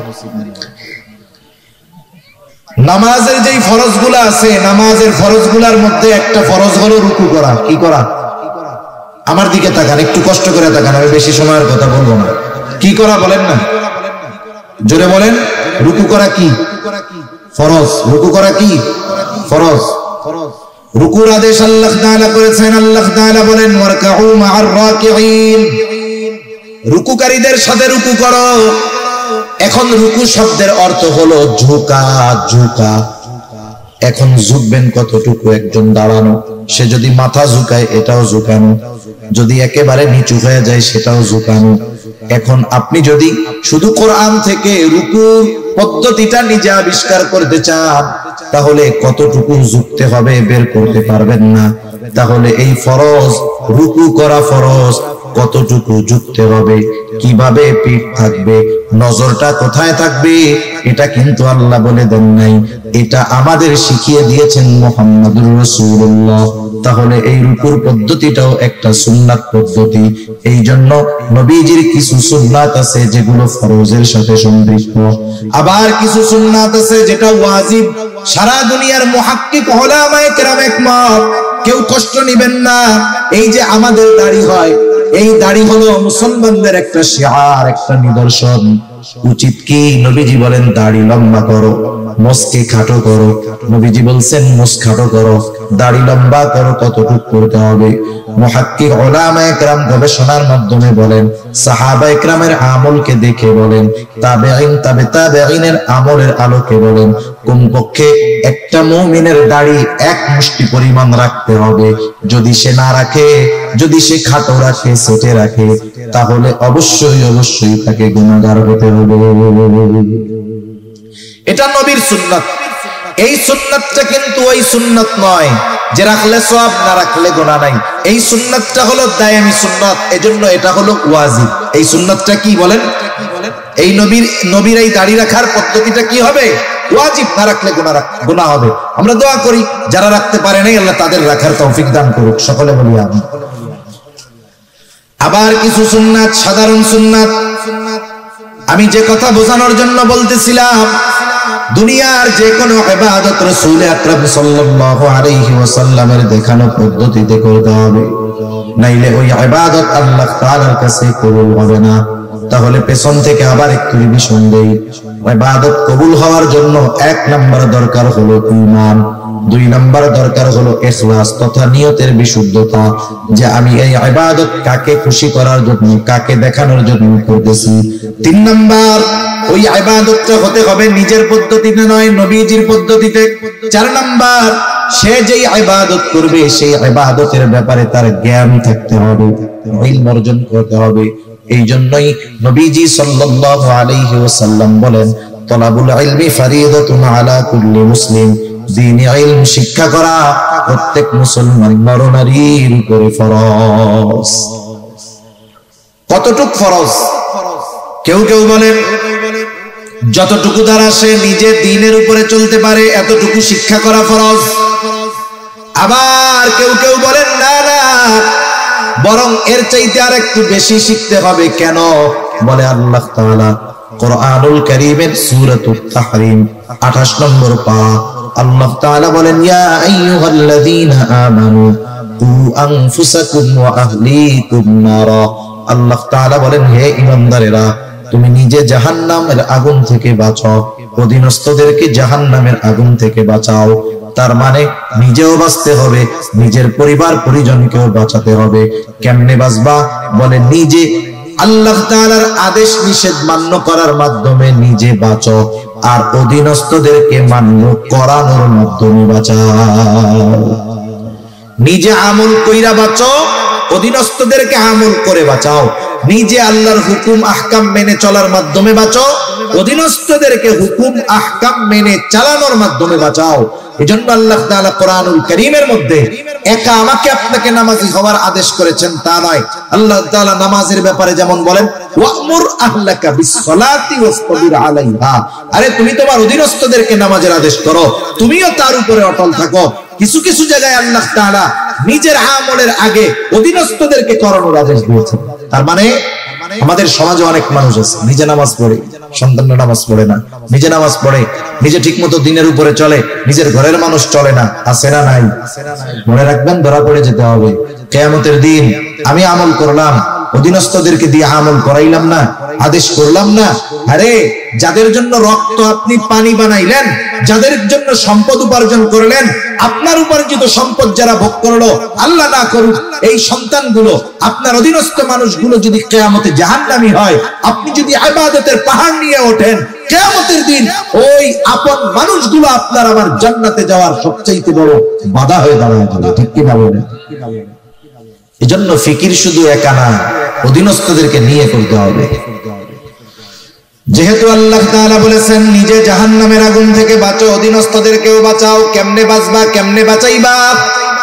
বলে আল্লাহ তাআলার আদেশ নিষেধ মান্য করার মাধ্যমে নিজে বাঁচো, অধীনস্থদেরকে মান্য করানোর মাধ্যমে বাঁচাও। বুঝে থাকলে খেয়াল দিয়ে একটু জবাব দিবেন। বলেন তো, আল্লাহ তাআলার আদেশ নিষেধ মেনে চলতে হলে ইলমে দ্বীন দরকার আছে না নাই? আবার যদি আপনি আপনার পরিবার পরিজনকে দ্বীনের উপরে চালাতে চান, ইলমে দ্বীন জানার দরকার আছে না নাই? এই জন্য তারা বলতেছে একটা মানুষের ওই পরিমাণ দ্বীনি ইলম অর্জন করা ফরজ যতটুকুর দ্বারা সে নিজে এবং অধীনস্থদেরকে জাহান্নামের আগুন থেকে বাঁচাতে পারে। এইটুকু পরিমাণ কমপক্ষে সকল মুসলমানের জন্য শেখা ফরজ। আমি জানি যে আমাদের সমাজে, আমাদের কমিউনিটিতে, আমাদের দেশে অনেক 5 ওয়াক্ত নামাজি এই পরিমাণ ইলমে দ্বীন তার জানা নেই। আছে না নাই? এখন কি করবেন?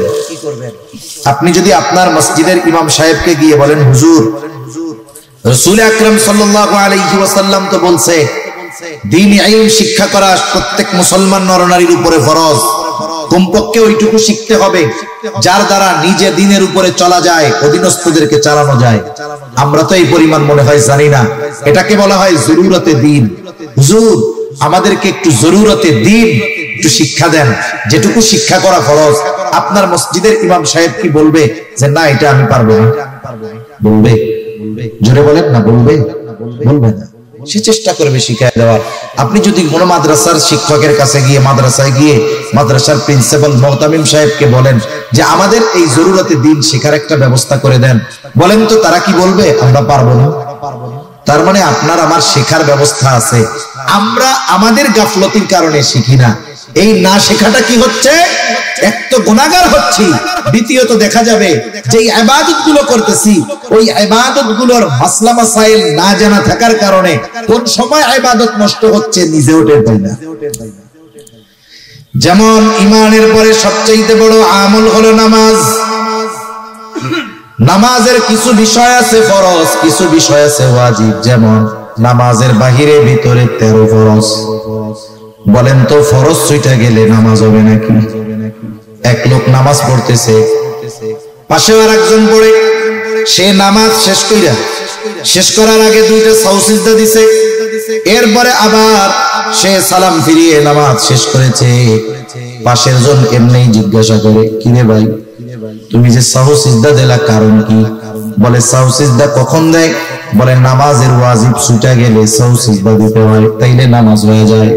কিন্তু ফরজ যদি ছুঁটা যায় বলেন তো নামাজ থাকবে না যাবে? এখন বলে সাহু সিজদা দিছস কেন? ওয়াজিব ছুটছে নি? কই ওয়াজিব টওয়াজিব ছুটে নাই, একটু বায়ু বাইর হয়ে গেছিল। বুঝেন নাই? একটু বায়ু বের হয়ে গেছে, এই জন্য আমি সাহু সিজদা দিছি। এখন বলেন বায়ু যদি বের হয় ওযু থাকে না যায়? ওযু যদি না থাকে নামাজ থাকে না যায়? সাহু সিজদা একটা না 100টা দিলে কাজ হবে? কাজ হবে না। এজন্য ইবাদত সংক্রান্ত মাসলা মাসাইল গুলো জানতে হবে, একটার সাথে একটা কানেক্টেড। আপনি একটাকে বাদ দিয়ে আরেকটা পারবেন না। যেমন দেখেন নামাজের অন্যতম এক শর্ত কি? ফরজ যে কাপড় পাক। কাপড় কি হওয়া লাগবে? পাক হওয়া লাগবে। কাপড় যদি না পাক হয় অন্য সব ঠিক, নামাজ হবে না।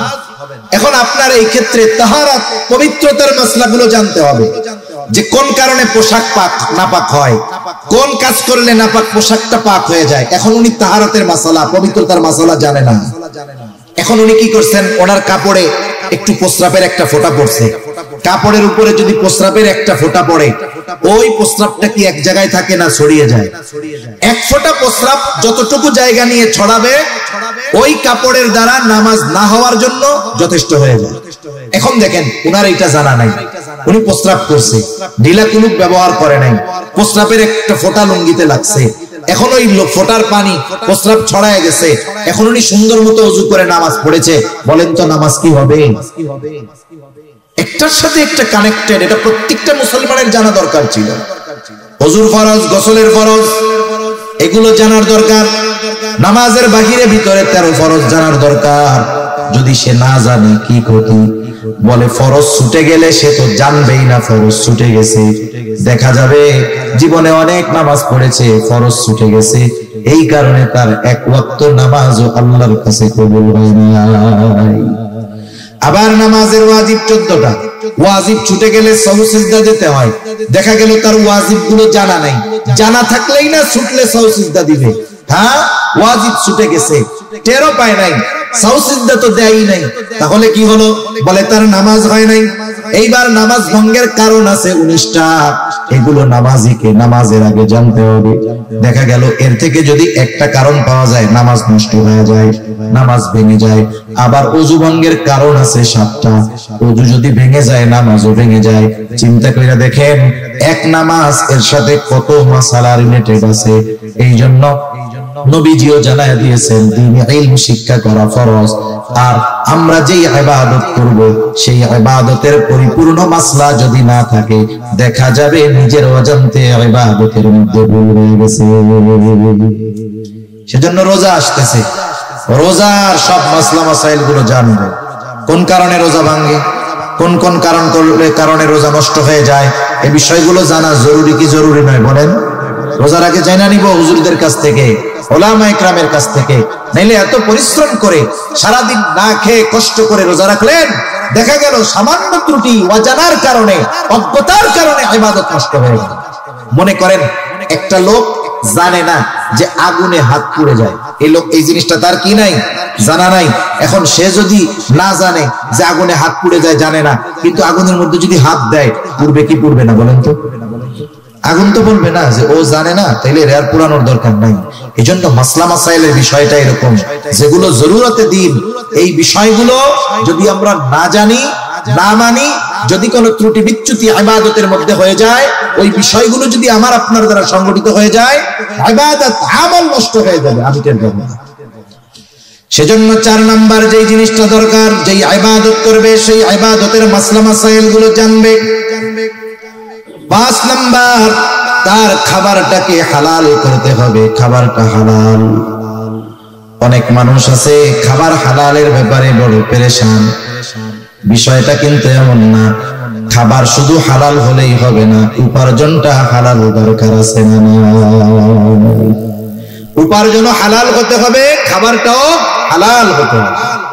এখনকার জামানায় মানুষ তো হারাম উপার্জন করে লজ্জিত হয় না, বরং গর্বিত হয়। সমাজের মধ্যে আরো মাথা উঁচু করে থাকে হারামখোরের দল, আছে না নাই বলেন? পরিস্থিতি কোথায়? অথচ আল্লাহর রাসূল সাল্লাল্লাহু আলাইহি ওয়াসাল্লাম হালাল উপার্জন করাকে ইবাদত বলে অভিহিত করেছে। রাসূলুল্লাহ সাল্লাল্লাহু আলাইহি ওয়াসাল্লাম বলেন, কাসবুল হালালি ফরিদাতুন বাদাল ফরিদা। ফরজ ইবাদতের পরে অন্যতম ফরজ ইবাদত হলো হালাল উপার্জন করা। একটা মানুষ যখন ফজরের নামাজ আদায় করবার পর হালাল উপার্জনের নিয়তে হালাল কর্ম করে, মনে রাখবেন, একটা মানুষের কর্ম যত ছোট হোক, ওই কর্মটা যদি হালাল কর্ম হয়, ওই ব্যক্তিকে কর্মের কারণে কখনো তিরস্কার করা যাবে না। কর্ম যদি হালাল হয়, এই হালাল কর্মের কারণে তাকে তিরস্কৃত করা যাবে না। আমাদের সমাজে, আমাদের অঞ্চলে যেগুলো হয় বলি, মনে করেন কেউ থাকলে মনে করো কিছু করবেন না, আমি বোঝানোর জন্য বলি। একজন লোক রিক্সা চালায়, আমাদের সমাজে একজন মানুষ রিক্সা চালালে তাকে একেবারে নিম্ন শ্রেণীর মানুষ বলে মনে করা হয়। এলাকার একটা সমাধানের জন্য 10 জন মানুষ বসেছে, 20 জন মানুষ বসেছে, এক এলাকার মানুষ, এর মধ্যে উচ্চ শিক্ষিত মানুষ আছে, ডাক্তার আছে, ইঞ্জিনিয়ার আছে, প্রফেসর আছে, শিক্ষিত মানুষ আছে, সাথে সাথে এলাকার মানুষ হিসেবে রিক্সাওয়ালাও আছে। যে কোনো এক বিষয়ে সমাধানের জন্য তারা চিন্তা করতেছে, কিন্তু সমাধানের পথ কেউ খুঁজে পায় না। এখন রিক্সাওয়ালা রিক্সা চালাতে পারে ঠিক, আল্লাহ সুবহানাহু ওয়া তাআলা তাকে ভালো মন্দের বুঝ তো দান করতে পারে, ঠিক কিনা বলেন? এখন রিক্সাওয়ালার মাথায় একটা বুদ্ধি আসছে যে এই বুদ্ধি অনুযায়ী যদি কাজ করা হয়, আমাদের আসন্ন সমাধান অথবা যেই সমস্যার সমাধান হয়ে যাবে। ও এখন বলতে চায় যে আমি একটা কথা বলি, যখন ডাক্তার, ইঞ্জিনিয়ার, প্রফেসর, উকিল, ব্যারিস্টার, ম্যাজিস্ট্রেট ওনারা সমাধান পায় না, মাথা গরম, এই টাইমে যদি রিক্সাওয়ালা বলে আমি একটা কথা বলি, তখন কি হবে? ওনাদের মেজাজ গরম, রিক্সাওয়ালা বল। এত জ্ঞানী গুণী মানুষ এই জায়গায় আছে, বুদ্ধি পায় না, রিক্সাওয়ালা ওই জায়গায় মাথা চাড়া দিয়ে উঠছে। আচ্ছা, এই লোকটা তো এই এলাকার, এর তো একটা নাম ছিল, ঠিক কিনা বলেন? নাম ছিল না? কিন্তু নাম বাদ দিয়ে ওর কর্মকে আগে বলার কারণ কি? কারণ কি? এই কর্মের কথা বলে ওকে আঘাত করা, কর্মের কথা বলে ওকে কি করা? আঘাত করা। সেজন্য আমাদের সমাজে ছোট পেশার মানুষ যারা, আমরা এদেরকে অনেক সময় তাদের কর্মের ব্যাপারে তিরস্কার করি। খবরদার, হালাল উপার্জনকারী, সে হালাল উপার্জন করতেছে, যেই ছোট্ট কর্মের দ্বারা ওই কর্মটাকে তিরস্কার করার কোনো সুযোগ নেই। মনে রাখবেন, আপনার বাজারের একজন মুচি জুতা সেলাই যে করে, জুতা সেলাই করে যেই মুচি হালাল উপার্জন করে, আর সচিবালয়ের একজন সচিব যে মানুষের টাকা খেয়ে, ঘুষ খেয়ে সম্পদের পাহাড় করেছে, এই সমাজের মানুষের কাছে ওই সচিবের দাম হতে পারে, কিন্তু আল্লাহ তাআলার কাছে ওই হালাল উপার্জনকারী মুচির দাম ওই হারামখোর সচিবের চাইতে অগণিত গুণ বেশি, ঠিক কিনা বলেন? এজন্য সমাজের অনেক মানুষ, ছোট পেশার মানুষ, এরা নিজেরা মাঝে মধ্যে মনে করে আমরা কত ছোট হয়ে গেলাম। না না, এই সমাজে যেই পেশাগুলোকে আমরা ছোট মনে করি, এইরকম অনেক পেশা আল্লাহ তাআলা নবীদের দিয়ে করিয়েছেন। যেমন কামার, অস্ত্র বানায় লোহা থেকে। দাউদ আলাইহিস সালাতু ওয়াস সালাম এই কাজ করেছেন। পৃথিবীর বড় বড় মনীষী আছে যারা এমন এমন কাজ করেছে, তাদের কর্ম দ্বারা তারা বিবেচিত হয় নাই, কিন্তু তাদের কথা, তাদের কর্ম, তাদের জ্ঞান দ্বারা গোটা দুনিয়া উপকৃত হচ্ছে। ঠিক কিনা বলেন? এজন্য এক নম্বর, আমরা সমাজের কোন ছোট কর্মজীবী মানুষ যার কর্মটা হালাল, তাকে এই কর্মের কারণে কখনো তিরস্কার করবেন না। এজন্য নবীজি বলেন, কাসবুল হালালি ফরিদাতুন বাদাল ফরিদা, ফরজ ইবাদত সমূহ ঠিক রেখে যে হালাল উপার্জনের জন্য হালাল কর্ম করে, নবীজি বলেন এটাও তার ইবাদত। সুবহানাল্লাহ বলেন, কারণ সে হালাল খাওয়ার উদ্দেশ্যে হালাল উপার্জন করে। এই জন্য এক নাম্বার দরকার হলো হালাল উপার্জন, দুই নাম্বার দরকার হালাল খাবার।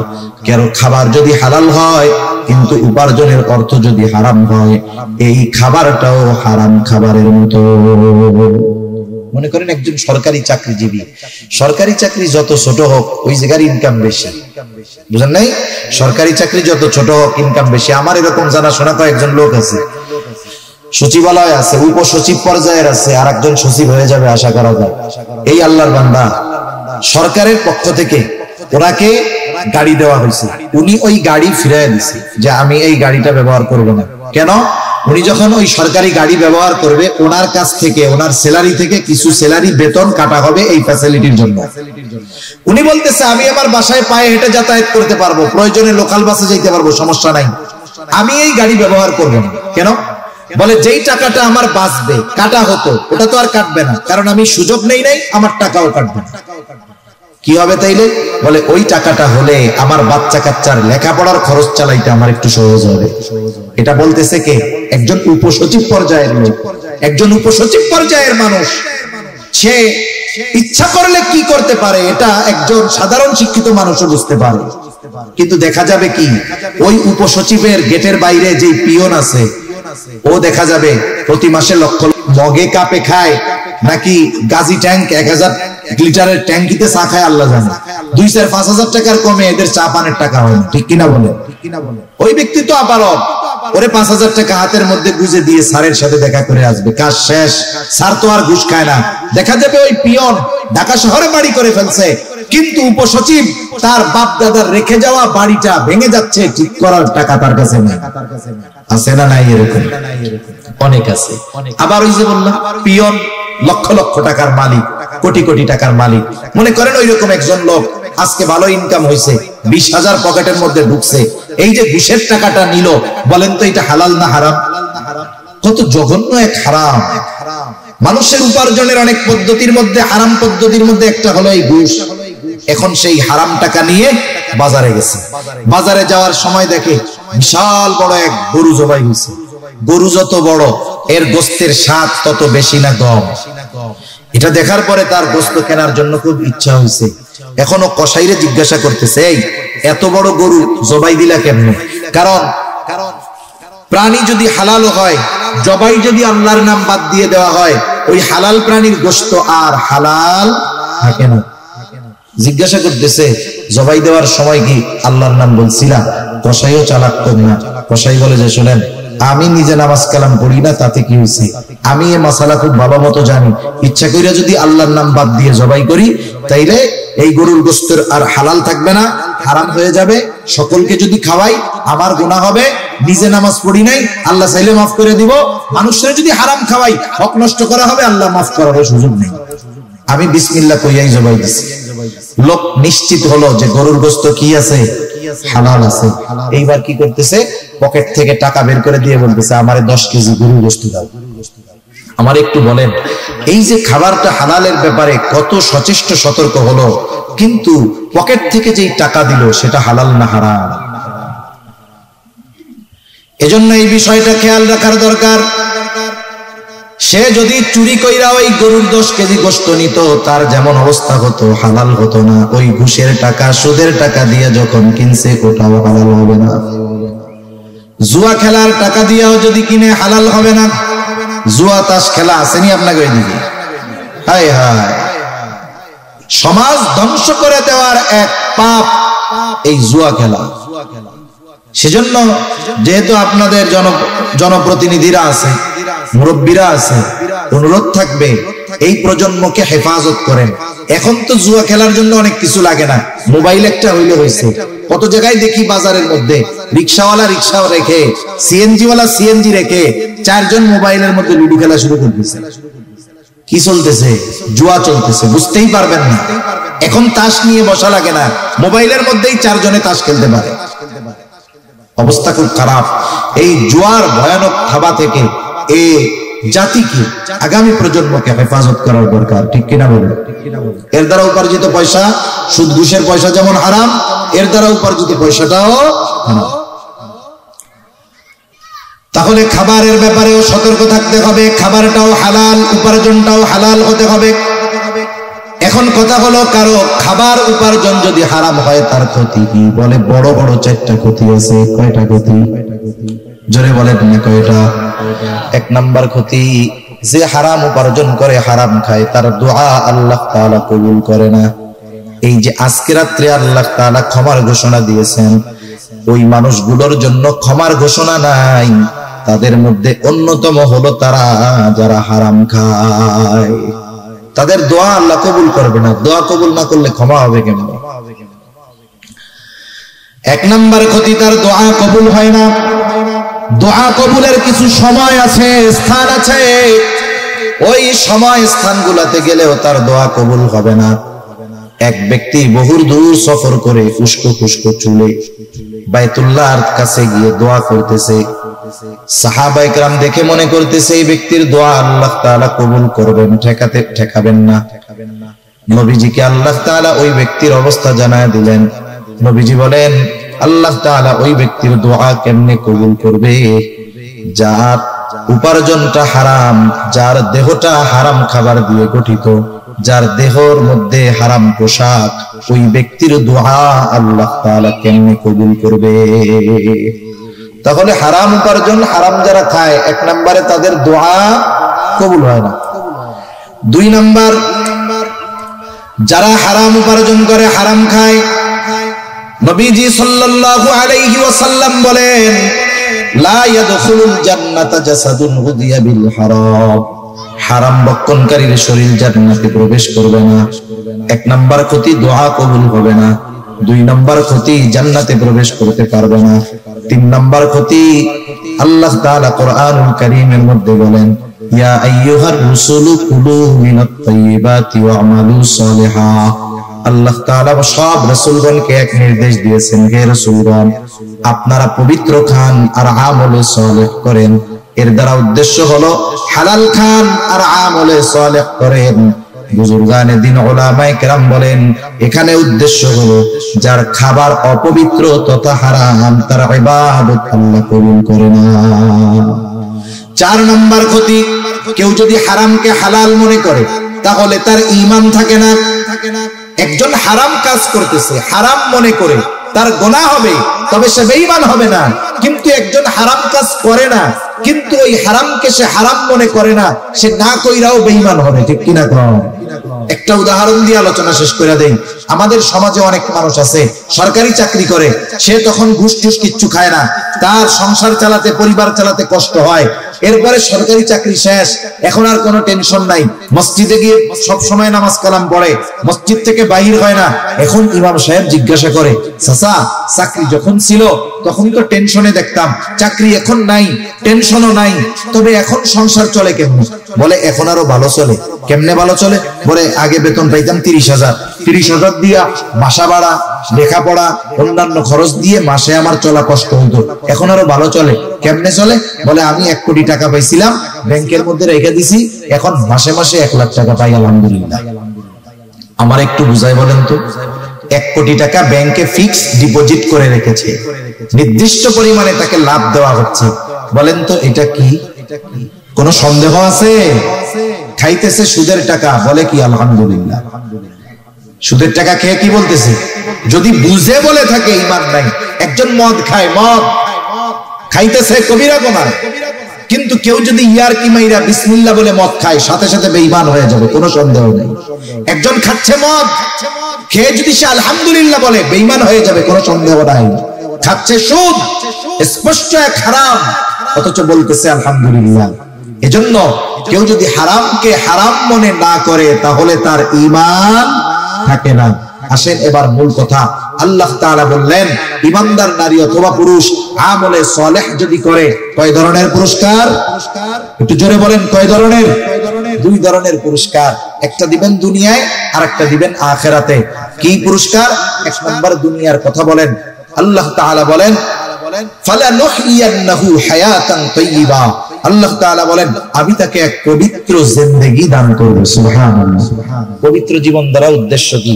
পবিত্র জীবন দ্বারা উদ্দেশ্য হলো যে আল্লাহ তাআলা এই দুনিয়ায় তাকে মানুষের মুখাপেক্ষী করবে না, এই দুনিয়ার প্রয়োজন মেটানোর ব্যবস্থা করবে। একটা হলো প্রয়োজন আর একটা বিলাসিতা।